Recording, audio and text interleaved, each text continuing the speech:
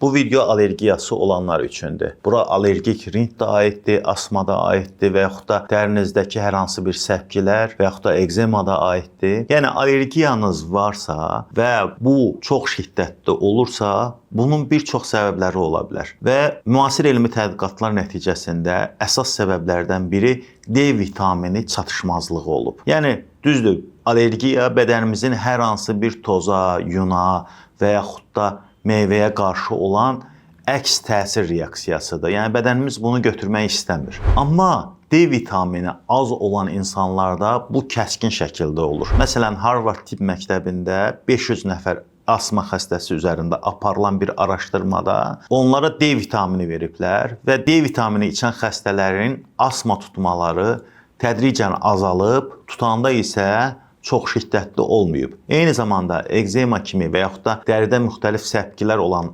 alergik rinit olan xəstələrə də D vitamini verəndə onların alergiyaları olsa da az olur. Yəni insanı çox incidən şəkildə olmur. Elmi tədqiqatlar sübut eləyir ki, əgər bir kəsin alergiyası varsa, onda 70% halda D vitamini əksikliyi çıxır. D vitamini əksik olanda sizdə təkcə alergiya olmur. Eyni zamanda sizdə yorğunluq olur, halsızlıq olur, sümük ağrıları olur və yaxud da kişilərdə cinsi zəiflik yaranır. Ümumiyyətlə D vitamini bədənimiz üçün çox vacibdir. Günəşdən almaq lazımdır bunu yay ərzində.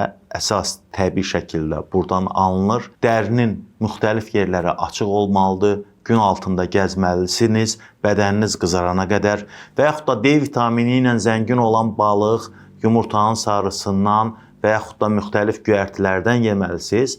Amma qış ayı gələndə bədəninizdəki D vitamini azalır və qidalardan da biz günəş qədər D vitamini ala bilmirik. Əgər sizdə D vitamini azdırsa, sizə İngiltərə istehsalı olan Multizan D3-ün 10.000 vahidini tövsiyə eləyə bilərəm. Apteklərdən soruşa bilərsiniz.